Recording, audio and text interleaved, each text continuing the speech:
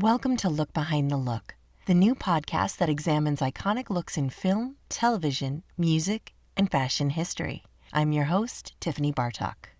Hello, and welcome to episode 2 of Look Behind the Look. This is Tiffany. I just wanted to thank everyone who subscribed and downloaded episode 1. As with anything, it was really scary to put it out there, and I'm really grateful to everyone who is enjoying this content, sharing it, rating it, and reviewing it. Thank you so much. I really appreciate it, and I hope you are continuing to enjoy listening. I did learn from you that most people didn't realize that you can head to YouTube and actually see the looks that we're talking about. We record the interviews on video, which is completely new and scary for me to see my interview face. Not crazy about that, but since we are talking about hair and makeup, I think it's necessary to see the looks and really study them. The artists also share their BTS shots, and there's lots of fun goodies like continuity shots and things like that for total makeup nerds. So make sure you go to tinyurl.com/LBTL YouTube channel, and there you can see what we're talking about. Our guest today is Barry Lee Moe, whose most recent credits are Hollywood on Netflix and Pose on FX, and we are dissecting Pose today. I have a correction that I need to make.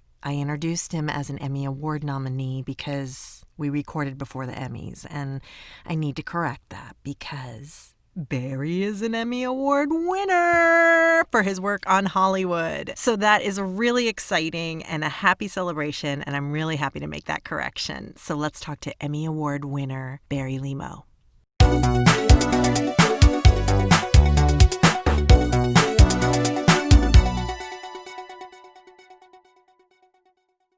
I'm so excited to be talking to Barry today. I'm trying to remember exactly how we met. It was through Jamie, our Yes. esthetician and dear friend, Jamie, who is absolutely the best, Jamie Carson. And she introduced us because I was working on the Kevyn Aucoin documentary. And Barry has the honor of being a personal stylist for Tori Amos, who was a dear friend of Kevyn Aucoin. And this is the chain that brought us all together. And we've remained friends ever since. Barry is an incredible hairstylist. And I'll still never forget that day. Of the interview. The day we shot her portion of it. It was crazy. Who could ever forget it? You've seen me bawl my brains out. Troy Surratt was in the corner bawling his brains out. My husband was there bawling his brains out. And I'm sitting there trying to touch her up with like two of the best, most amazing makeup artists in the room watching me work. And I'm like, I really do more hair. But it was such a beautiful day. Because Garen was there that day too, right? Is that, I think? He wasn't there when we were there, but it was just you, me, and Troy was there. That's and right. It was just, it was one of those magic moments that you can never relive. It just was a once in a lifetime thing. It was truly Kevin's wish, because I just feel like all the stars aligned, and I remembered you had a Kevyn Aucoin brush with you, and it was like your lucky charm, and you were like clutching it, and it was a magical day. It's true, totally. And those were brushes that Kevyn had actually given to Tori that she had just in a room in her house, and we started using them because I think she, they were in a box, and I think she had forgotten they were there perhaps. And so we started using them on tour. And was it the big red box, the big red box from Bendel's? I think so, with all the brushes, like when those brushes maybe first came out. Yes. Because it was they were beautiful. I still love those brushes. Oh, those are the OGs. Those were the first ones that he made, and they were in that lucite red box, and he gave them to his dear friends. Oh, that's amazing that she still has all of them. Oh, I love that story. It was so great. Aww. Well, that's how we met. So that was pretty epic. One of those things that goes in the memoir for sure. Absolutely. I'm going to talk about I'm going to do your bio here, which is barely going to scratch the surface, I'm sure. But I'm going to say Barry Lee Moe is a celebrity hairstylist, and he's based in LA and New York. And he most recently was Emmy Award nominated for his outstanding period hairstyling work on Netflix's Hollywood and Pose on FX. And you also know him from his work on Broadway shows such as After Midnight, Anything Goes, and Honeymoon in Vegas, as well as television programs such as Sneaky Pete, Rent Live, which I loved, Odd Mom Out, and Unbreakable Kimmy Schmidt. And he's been the personal hairstylist and makeup artist to recording legend Tori Amos for the past 13 years. He won the 2020 Makeup Artist and Hairstylist Guild Award for Best Hairstyling for a Commercial and Music Video, once again for his incredible work on Pose. And he is a graduate of the Arrojo Cosmetology School, an IATSE 706 union member, and a leading department head in the industry. How about that? That's a great bio. I need to get a copy of that from you. I'll hook you up. I'll hook you up for Thank you. sure. Your work is like so impressive, obviously. Pose is taking over the world. I mean, when I thought of asking you to do this with me, I was like, what do we pick? You know, because there's Hollywood, there's Pose. So we might have to, you know, I might have to grab you again, you know. Of course. But I'm so glad today we are going to talk about Pose, and specifically the season 2, episode 2 that you're nominated for your work on. But I do want to start at the beginning. If you want to just tell us a little bit about how you found yourself in this world and this industry and your Arrojo days, you can start at the beginning and just tell us. Yeah. So I always loved hair from a very young age, from playing with my sister's Barbie dolls to my favorite thing to do would be to do roller sets on my mom and my sister on Friday nights and play beauty salon. You know, I think that a lot of young gay men have that experience or that desire, but for me, it was something that it truly was a passion, and I didn't really know what that meant or how to get to it. You know, for coming from a small town in Wisconsin, you just kind of follow the path that's in front of you, and you don't necessarily focus on maybe what's the passion inside of you. And it took a little while, and I went to school for theater, and I was majoring in music theater, and I met a costume designer who kind of took me under his wings and saw something in me. And I still, to this day, he's no longer alive, but he started nurturing me and asking me to do wigs for our college productions. And the first show I did, I fell in love, and he couldn't get me out of that costume shop. So then he started having me apply to do internships in the summer, and I just never turned back. I said, this is a career. Who wants to act?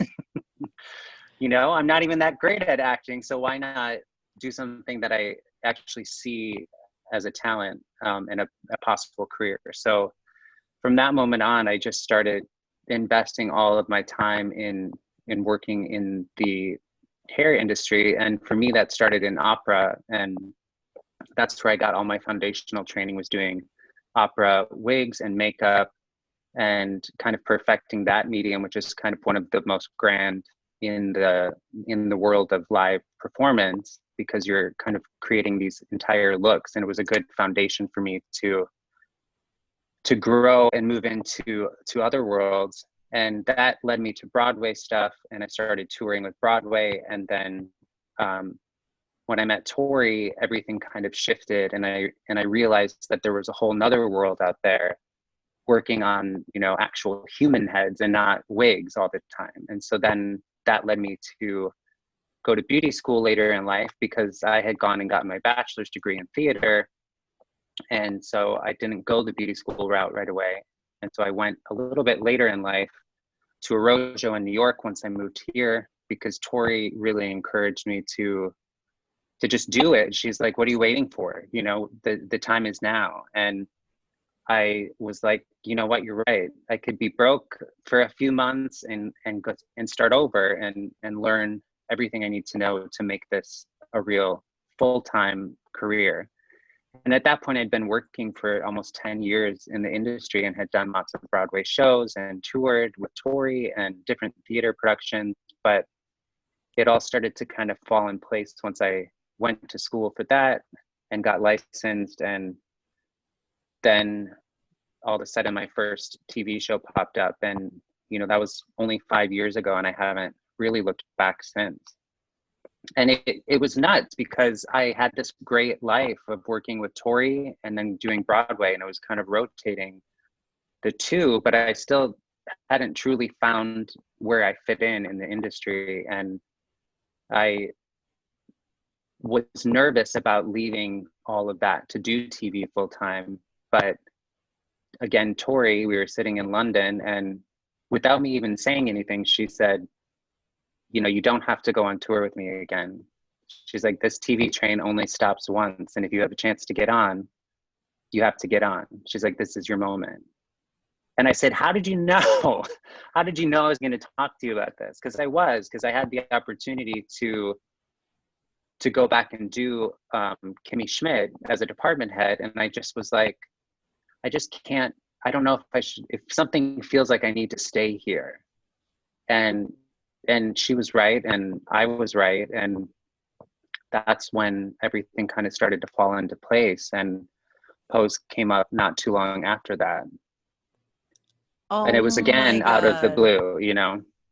Well, that Mystic Tori, my God. It's interesting though how you meet people in your life, and I always think that we meet people for a reason in our lives, and they're meant to guide you on your journey. You may not know it, but it's intentional. Their presence is intentional in your path. They want to help shape you and guide you to be the best person that you can be. And without some of those people on our path, you just think, where would I be, you know? And it's the same story for Pose. You know, I was doing background on Divorce for HBO with Sherry Lawrence, who is the department head for Pose, and she's, you know, Emmy nominated. She won for Fosse, and she's won many Emmys in her life. And she and I were just sitting there doing background and chatting, and I didn't really know her. And she, without me knowing, was interviewing me the whole time because she knew she had Pose, and she was looking for a key for Chris Clark, who is an amazing Emmy award-winning hairstylist who does most of Ryan Murphy's TV shows. And she was sitting there interviewing me in a holding space, like in upstate New York somewhere, and I had no idea. And then sure enough, a few weeks later, I got a random text from Chris Clark, whose number I had on my phone because I had asked him about extensions in LA on a different project. He was like, someone gave me his number. And in that moment, I you know, everything just kind of like hit me hard, because I'm like, oh my God, this is it.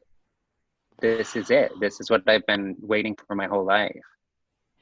How did you know what Pose would be? Like, was it the Ryan Murphy part, the subject matter? What made you go, this is it? Well, I think part of it was the Ryan Murphy thing, because Ryan's projects have always been something that have driven me creatively, because they are one of the most visual TV productions out there. When you look as a whole kind of production design, everything is kind of impeccably designed. And yes. Nip Tuck was one of the shows that he did early on that I was obsessed with. And, you know, the special effects on that and everything was so beautifully done on that show. And I had heard whispers in the New York TV scene that there was a show coming to New York that was about the ball scene in the 80s in New York. And I just thought, you know, I've always been someone who lives in the past. Like, I feel like my soul is trapped in the 70s and 80s. And I identify with that content and those people and those stories very strongly. So when Chris texted me and he explained what it was, you know, I kind of blacked out because I knew what it was. I knew exactly what he was talking about. And the opportunity for me to work on such a project, I knew in that moment that my life would change. And I just, you know, it's the same moment. Like, these moments happen in all of our lives. And it happened when I met Tori as well.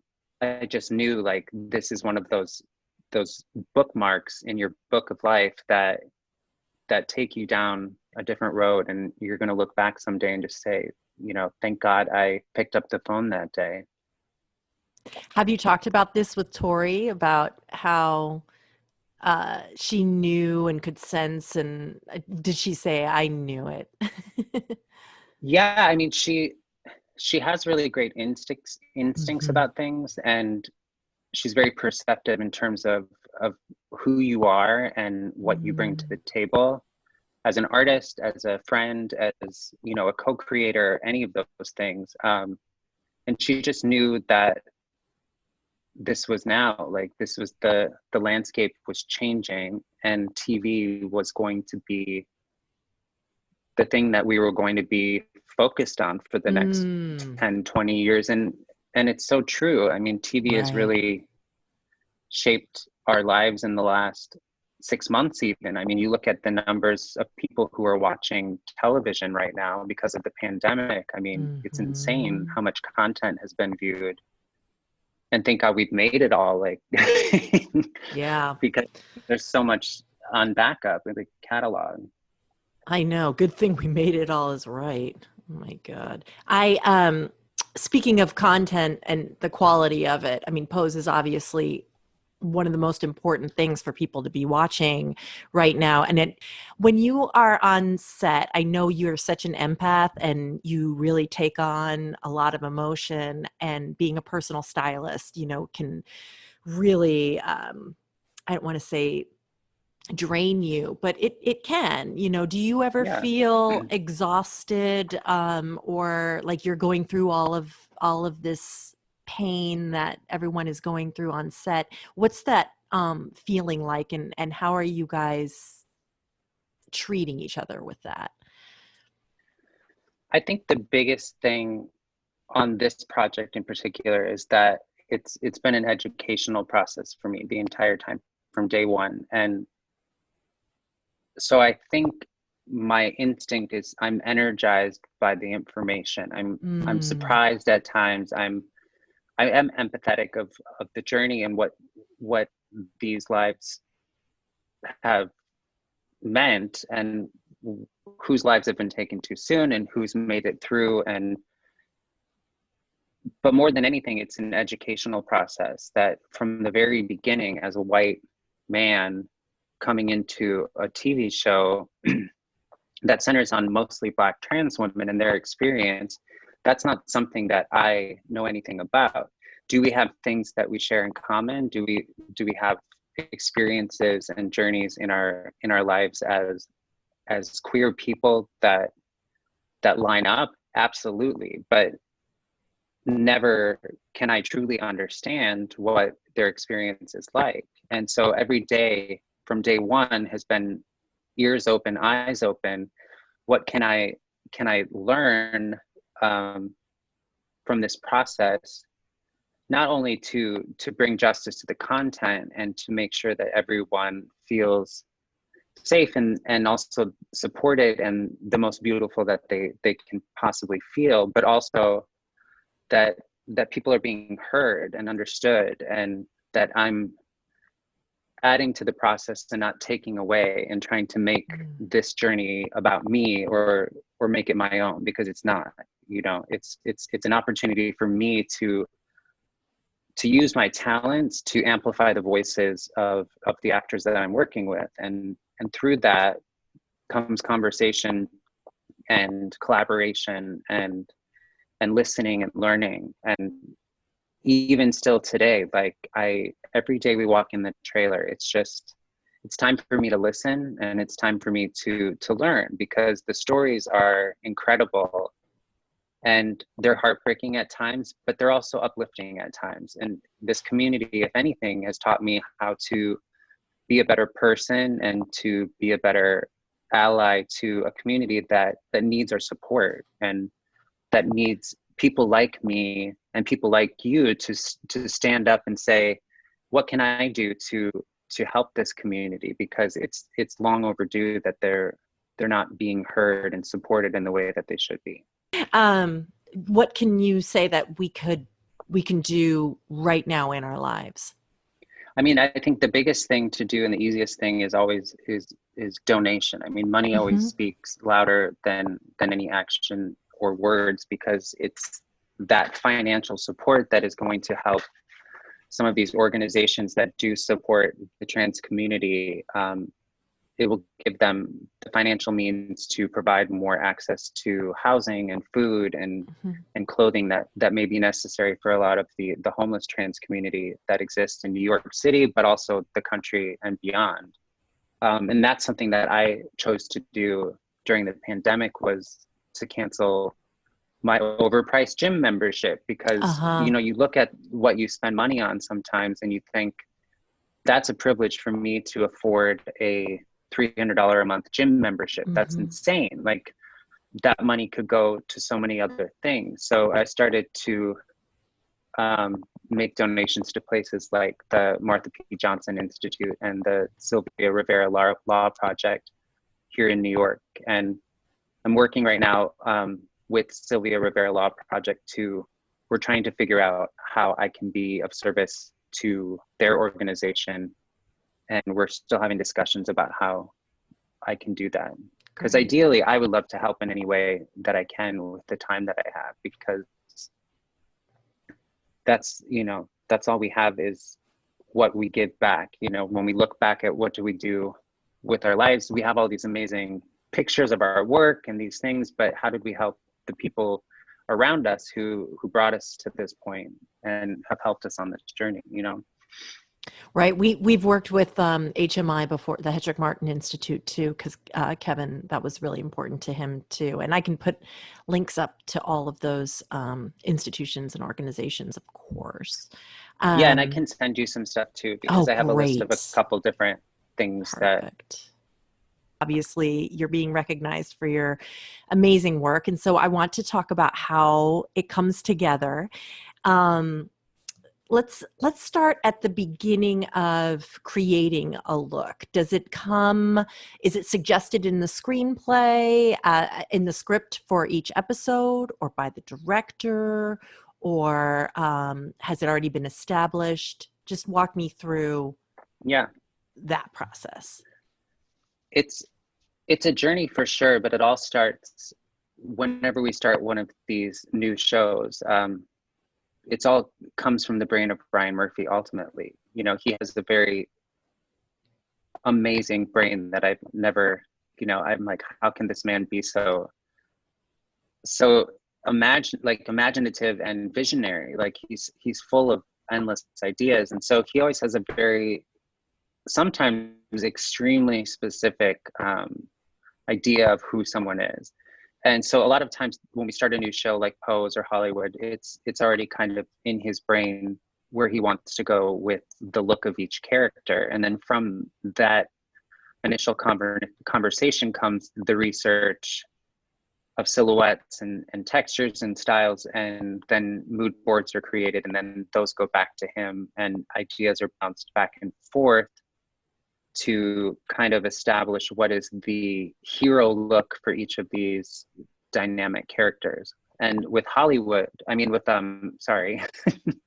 with Pose, Chris Clark designed and was the department head for the beginning of season 1. And he created all these hero looks with Ryan and Lou Ehrlich, the costume designer, and Sherry Lawrence, the makeup designer, and they all kind of worked together to create the amazing looks of these women. And we did camera tests in the beginning and made alterations from there to the looks, and that was our jumping off point. And then you get into the scripts as the story progresses, and that's when we start to kind of get into director specifics about different directors wanting this specific look for this episode, or this ball, or this scene specifically. So then we get into more detailed personal choices by each director. We have a lot of recurring directors, so we kind of have a vibe going now by season 3 that we all kind of work together and have an understanding of who these people are and what their hair journey is. But it is very collaborative, from costumes, makeup, and hair. We all work very closely together with the directors and the producing team to come up with this world. But we get to have fun. I mean, that's the most important thing, is that although the content is very serious at times,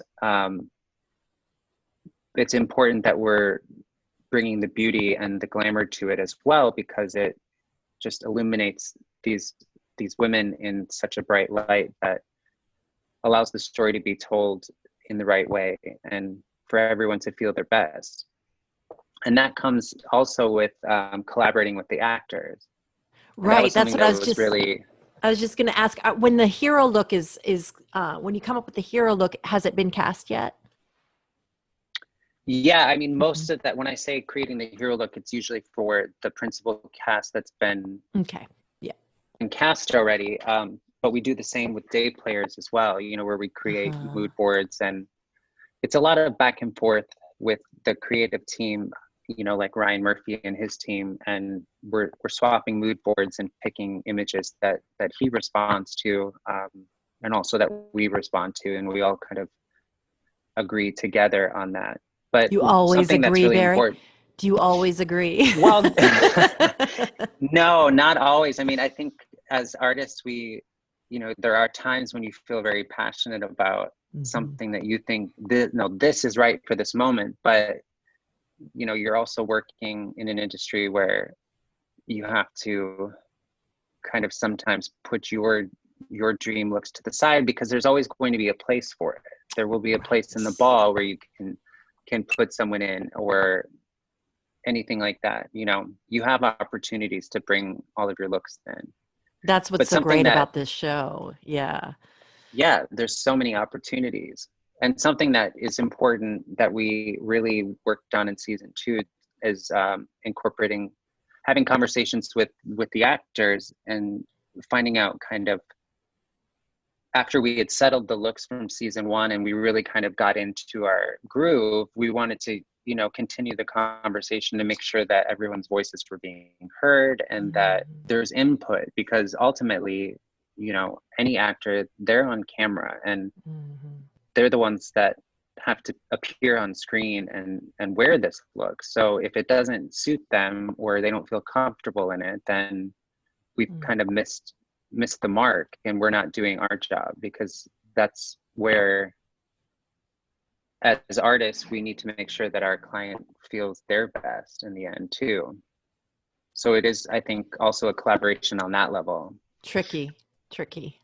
It is, but I mean, I think it's fun, because there are things that we've done that I never would have even thought of without having conversations like those. Right. And they're suggested by the actors. At times, yeah. You know, it's nice to bounce ideas off each other and kind of work towards things together. Now, in the makeup room and the hair and makeup room, detail-wise, because a lot of people listening are people working in the industry. So one person texted me the specific question: please ask Barry how much time he gets for hair. Because she's always told she never has enough time. So I'm curious about the process and how much time it takes to get into these looks. Well, it depends on the actor, but in general, we try to stick to a 2-hour rule for hair and makeup, which on a show like this is a lot, because some of these makeup looks, you know, it's not a 30-minute makeup, it's an hour and 15-minute makeup. And we're fortunate because we use mostly wigs on this show, you know, high quality lace front film lace wigs that we prep ahead of time. So a lot of our work in the trailer in the morning is prepping the actor's hair to be put under a wig, sending them to makeup, and then the actor comes back and we apply the wig. And that whole process of putting the wig on properly, because the lace is so delicate and it really is a detailed, you have to get that right, because that's what we see on camera. And if it's not laid properly, then we just see lace. And as all of us creatives watching TV, you know, the shows when you see the lace and you just think, how did that get missed? Because I've had it happen to me and I just think, oh my goodness, how did I miss that? Or why didn't I touch that up? Or why didn't I say something? But we can get our process down with wigs where we can do it in 45 minutes. So we can work with makeup to give them a little bit more time. Do you have any tips for people who are timid to ask to step in, you know, in situations like that where they see like something needs to be adjusted? Because it can be so intimidating to have to deal with. But what's your advice in a situation like that? I think you always have to stand up for yourself. And I don't think it's always comfortable. And in the beginning, especially when you're new, or you're not established with a certain company, or it's a new producer, a new director, there is that feeling of like, can I go in? I don't want to say anything. I don't want to be mad. But I think ultimately it's our work that we are putting on camera that we will be critiqued for. And we all have those moments where we look back and just think, if only I would have brushed that hair to the side for that one take, I would have been so much happier. But we have to remember that no one's looking at our work the same way that we are. So we're the only ones that know that it's right. And we need to stand up for our work as artists and say, I need to step in. And it's uncomfortable at times because it will be met sometimes with, we don't have time, or no, you can't do it. And some directors are completely no hair and makeup on set, no touch-ups, no stepping in, because they want the hair to look lived in, or oh, right, of course, yeah, you know, they don't want it to look too fussed over, which I think can be an interesting approach. I think it can work on some shows in contemporary hair where you just want to see hair like looking like hair. But on shows where it's super stylized, I think you have to make that choice to stand up and say, no, I need to go in. And once you kind of make that first step, I think it gets easier because you assert yourself as I'm an artist. My job is important, and what I bring to the table is important, and I need to step in for 5 minutes and moving on, you know. I agree. But it's not easy. No. It's never easy. Oh my God. One of the great things on a sidebar about working on the show is working with all these new amazing directors like Janet Mock and Stephen Canals and all of this talent. And Janet Mock specifically is someone who has nurtured me through this process and really guided me, and in a way that has been so helpful to what we do creatively, because she just is such a dynamic force in this industry. And she's someone who's so new to TV, but in the amount of time she's been here, she's accomplished so much. And I got to work with her again on Hollywood. So when we entered into this episode, she had a very specific kind of vision in mind for each of the boys and their looks for this particular ball. So they were all modeled off of kind of pop icons of the past. So we had like a Janet Jackson, and we had a Diana Ross, who was Billy, and we had like a Vanessa Williams, and I think Vanity Six, is that do you remember? That's the band, right? Yeah. The girl group. All of that amazing lingerie and the hair. Yes. So we had all of these great references, and Billy's was Diana Ross. So we talked about what his idea of what that look would be. And he, you know, just wanted hair, you know, just classic Diana Ross, big hair. So I immediately just kind of started diving down all of the performances of Diana from the past. And then I also was kind of set on this look that Cesar Ramirez had done for Ciara for the Met Gala, that huge, beautiful, like kind of Afro mane that she had. Yes. So combining that with like some of the historical looks of Diana, you know, I sewed 4 wigs together for that head of hair, and it it weighed so much. It was probably like 15 pounds, but it was such an amazing moment when he walked out and he kind of got into his groove and started strutting down the dance floor, and it turned out beautifully. It sure did. It's amazing. And you'd never know it was 4 wigs sewn together. No. Or 15 pounds. No, but he did it. He's such a pro. I love it. And do you want to tell us about that braid? This is all the same episode, by the way, isn't it? Like, this is season 2, episode 2. The Billy Porter pictures from later on. That's okay. Later on in the season. Because I'm like, that had to be a month of complete hell planning all this, because this braid is incredible. And how did you make on that Dominique braid? Electra? Yes. That was we knew that we wanted a long braid, as long as it could be. And we just had to figure out how we were going to do that. And she wears wigs on the show, and I knew that with a wig I was never going to get that fully snatched look to do it. So we talked with Ryan about using her own hair, or at least portions of her own hair, so that we could really pull off the look successfully, and ended up using a bang piece just to change the silhouette even more. So the bang you see is a bang piece, and then the braid itself, we sourced this hair that was, I think, like 45 inches long. And myself and Sabana, one of our amazing stylists, she and I together created this super long braid that we had to attach to Dominique's actual hair. But Dominique's hair was pulled into a ponytail and braided down into a little foundation, and then we sewed all of the hair that we purchased to that, and from there we really were able to make that super long braid. And how long and those does are that moments take? When this is the beauty of TV too, is that we didn't have to do it just once. We had to do it again like 2 weeks later. And we were thinking, oh my goodness, why did we choose this?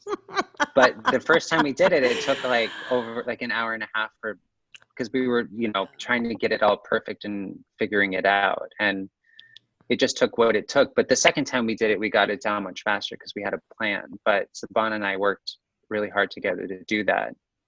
But those are the kinds of looks that I love, because I've always been drawn to editorial hair. And in a theater and TV world, it's not often that we get to play with editorial looks, because they don't always read well on camera, or there's not shows that necessarily support those kinds of looks practically on camera. So when you have moments on this show where we get to do things like that, it's fun to be able to really use your skills and pull some of those editorial silhouettes into a TV show. And then how long do the ball scenes shoot? Like let's see, did Dominique have that in the dominatrix one, but then she did not have the braid in the ball. But how long is each scene? Are they about the same? In terms of like the ball Are scene? ball scenes longer to shoot, or are they days? We usually shoot the balls over a period of days. So we'll try to like piggyback 2 episodes and get all of the balls from both. So depending on each episode, there can be 2 balls per episode. So we'll spend a period of 5 days shooting, this is before COVID, but we would shoot like 5 18-hour days of ball work, because you have, 150 background artists, and then you have, 20 to 30 hair and makeup people for the background artists. And then we have all of our principal cast, which can be up to 20, 25 people going through the works in one day. And we have to do that every day for 5 days. So then you fill the ballroom and getting all the angles and all of the shots and the crane shots and everything like that. It's a lot. Barry.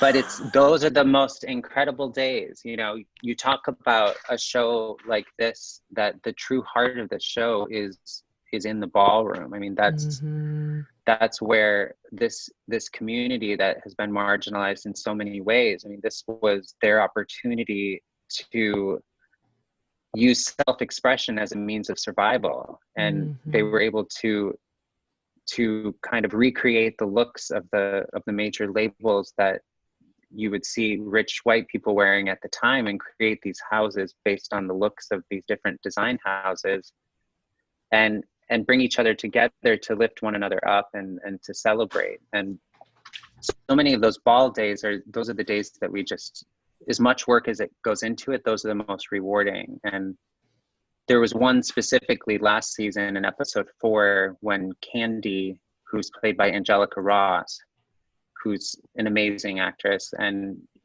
when she passes away or is murdered, and we did this big celebratory ball, kind of her final lip sync before she passes on. You know, it's all in a dream world, but we did this amazing ball scene then when she comes out of the coffin after we had her funeral, and then the pallbearers carry her coffin into the ballroom, and then she comes out of the coffin and she's in the sequin gown, and you know, she lip syncs to the song, and it's an amazing moment. And those are the moments where we're all sitting around together backstage, just in tears, thinking, you know, this is what we're doing is important, because we don't always have that. You know, we don't always have projects that have the same level of importance as this.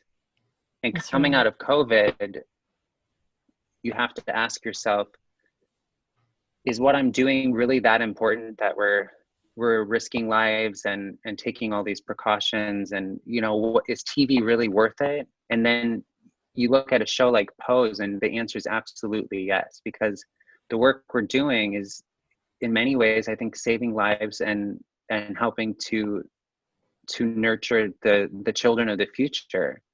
Because just like for me, seeing Will and Grace as a child was eye-opening to me about what it could be like to be a gay man, this show is showing a young trans woman or a young trans man or a young non-binary child that there's a place in this world for me. It doesn't matter that the show takes place in the 80s and the 90s, there's a place in the world for me, and I matter. So coming back to work in this environment, I know that it's important and it's meaningful and it's necessary. So it's good to be here, because it's uplifting, you know, even though it's hard work, it's uplifting, and we're doing something.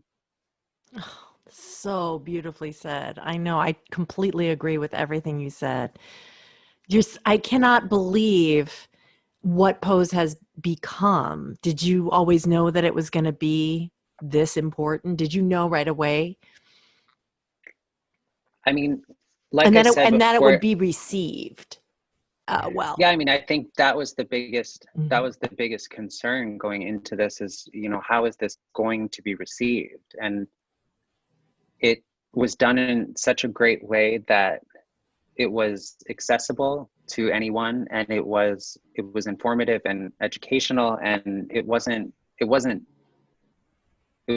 telling the story beautifully and making everyone feel like they were part of this world too, and that they might know someone who's gone through the same thing, or they might know someone who is trans that they maybe didn't know before, and now they have the knowledge and the vocabulary to understand it and process that. And I think that it was uncertain if it would be received well, because unfortunately the content can be considered, you know,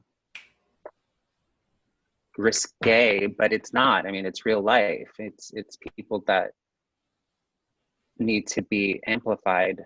But as soon as the show aired and we started seeing all of these, every weekend we were doing shoots, you know, for Entertainment Weekly and Vogue, like the ball started rolling, and that's when we realized that something was really happening here. And finally there was a space being carved out in TV for this community, and it's long overdue. Yes. To be recognized by the Golden Globes and everything, I was really, really happy to see all that. It's just amazing. What was the Emmys like last year when you were It was, nominated? How did you, tell me first, tell me how do you get nominated? Like how does that process work? I know an episode is submitted and. Yeah, I mean, it's something that I just learned a few years ago because I am new to all of this still. But basically it depends on the production company, but for season 1 of this, Ryan wanted to submit the pilot across the board for every department, and that was the episode that was chosen. So from that point, then you submit your team and you submit your breakdown of, you have so many words to describe what methods and techniques you use to accomplish the work that you did in that episode and how that makes you stand out and makes your work exceptional. So you're kind of creating a selling bio of the work you've done and things that you've done, how many wigs, how many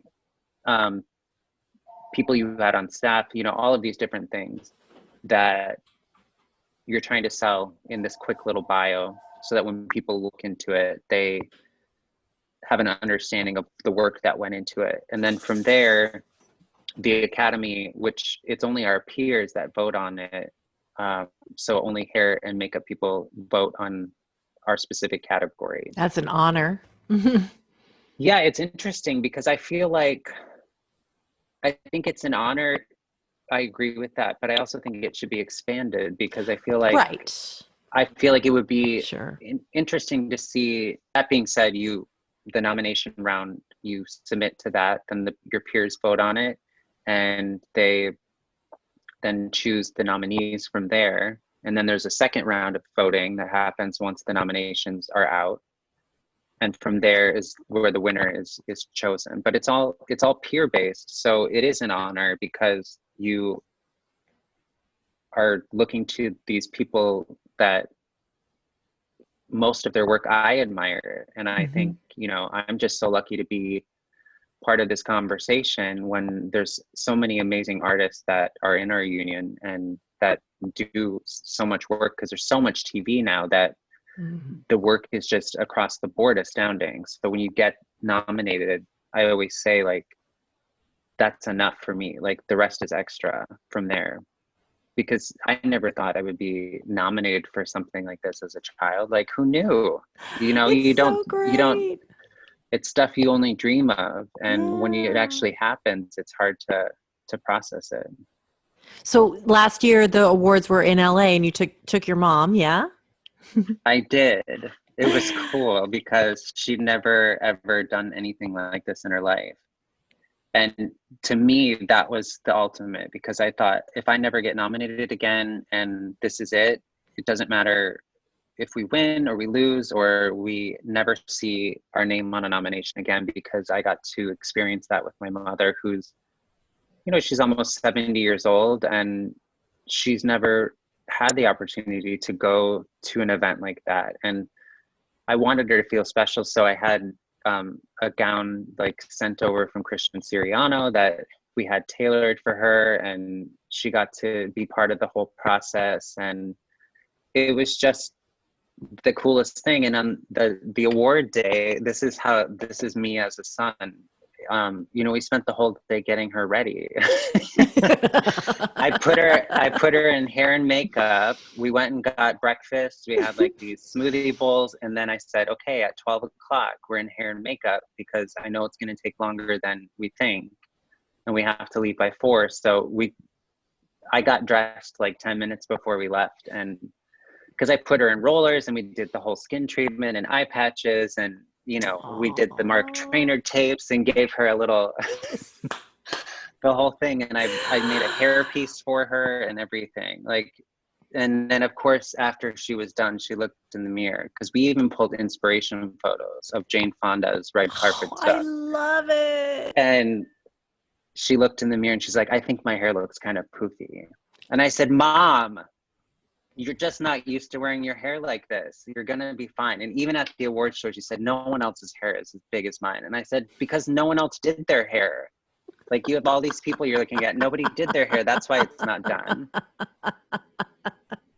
But That's she great. had a great time, and it was Of just course. everything about it. Like my friend Chloe Goslin sent shoes over for her. Like she had the full like red carpet experience, and to me that was like a win in itself to do that with my mom. Oh, and then you thought it would never happen again, but it did. Here you It are. did. Saturday is the big day for nomination number 2. Yes. Are they, 3. I mean, because I have well, 2 Hollywood, nominations on yes. Saturday. Yeah. Yes, yes. Oh my God. So that's exciting. So now it will be streamed? Yeah, so all week they've been streaming each night the different categories. Like last night was scripted Yes. night 1, tonight will be scripted night 2. And then Saturday night is kind of this combination of scripted stuff. I think there's actors being nominated, I mean, presented with awards, and then our categories on Saturday, and I think contemporary makeup is Saturday. There's just, it's kind of a random assortment of categories on Saturday night, and it's all Saturday nights is streamed on FXX, but the rest of the week has been on Emmys.com. I'm for It's sure going to I'm be not sure. pulling for Yeah, you. it's interesting. I mean, you have 2 chances, so you definitely it's 50-50 as far as I'm concerned.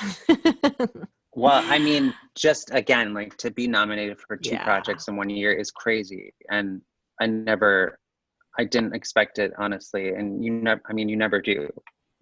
You never think, oh, we're going to get nominated. Like that's just not something that, at least that I don't ever just assume that something's going to happen like that. So it's always an amazing surprise. Well, you are so deserving, Barry, of all of this Thank success. you. And you have season 3 was greenlit, correct?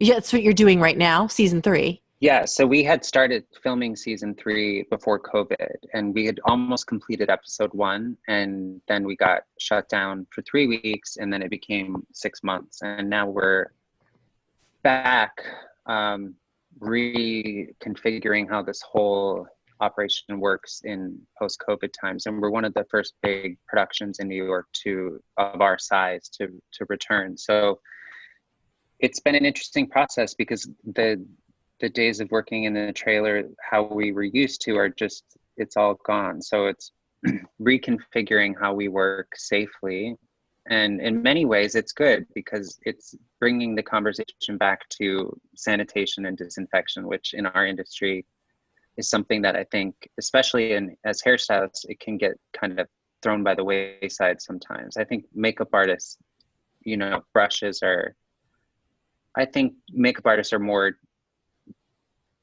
driven to keep their brushes clean. But in general, I think our industry as a whole, it's great to return to like the basics of keeping things clean and disinfected, because when the hours are crazy and you're pushed against a deadline, like sometimes we forget about that stuff, or we just say, oh, I'll do it later. And you don't even realize it. Completely. Now, how will the ballroom scenes work with COVID? So we're shooting everything a little bit differently, and I don't know like how much I can say, but we're reimagining how they're shot, and there's different ideas on the table, but I think because there's a cap limit to how many background we're allowed to have inside and how many background we can have outside. So I think we're reimagining shooting the balls in a different way, and some of that will, I'm sure, involve some kind of tiling in post to fill out some of the crowds. And I think a lot of shows, unfortunately, are going to have to do that until there's a more safe way to shoot without exposure being a risk. And that, Very I feel bad for the background artists that we employ, because that's where so many people get their full-time work, is from just being a day player or a day checker and running around to different sets. That's a career in itself, and their jobs are so important. I just read an article that India said about that at the beginning of COVID, where she was like, people were depending on these ball scenes, and I never would have thought of that, because it was such great. It was a great gig. Especially on this show, we employ so many people from the ballroom community in New York, and it's a job that people do rely on, and it's a paycheck that without it, that it changes their dynamic financially. And so that's why we're trying to bring on as many people as we possibly can and shoot it in a way that it's safe to have more people. So if that means outside, we don't know, but it's something that is still being worked out. But I think it's going to be fun. There's going to be some fun, new, exciting things to see in season 3 that kind of mix things up in COVID times. Yeah, I think it sounds interesting rethinking the way that things are shot. I think that it'll be, hey, these are the most creative minds on that show. So they'll come up with something great. Yeah, and that's something we excel at in the TV and film industry, is figuring things out. And we always manage to find a way to get it done. So this won't be any different. It's just we just have to do it safely. And, Awesome. Our show's been great about it, and everyone is very safe. So, and the intimacy will obviously probably have to change, but people will be getting tested all the time.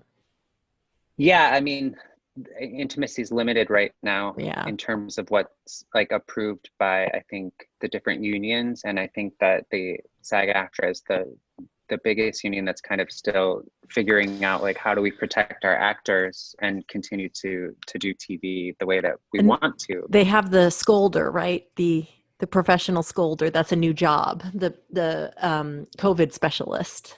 Yes, there are COVID specialists and health and safety people on set, which is, great, because it's helpful to have people reminding you, like, you're standing too close. And you don't have to be the bad guy. You don't think about. Right. You could whisper to the COVID specialist that you don't want to use this brush. You have to go get a clean brush, and they'll be the bad guy. Yeah, exactly. Aw. Exactly. Well, Barry, I could talk to you all day, and I know how busy you are, and I know that you have an exciting day to prepare for Saturday, and I'm going to be watching and crossing my fingers. Thank you. And I love you from the bottom of my heart, and I'm so grateful that you talked to me today. And I love you too. Thank you so much for having me. Thanks, Barry. I always love talking to you. Oh, good, because I think I might make you do it again.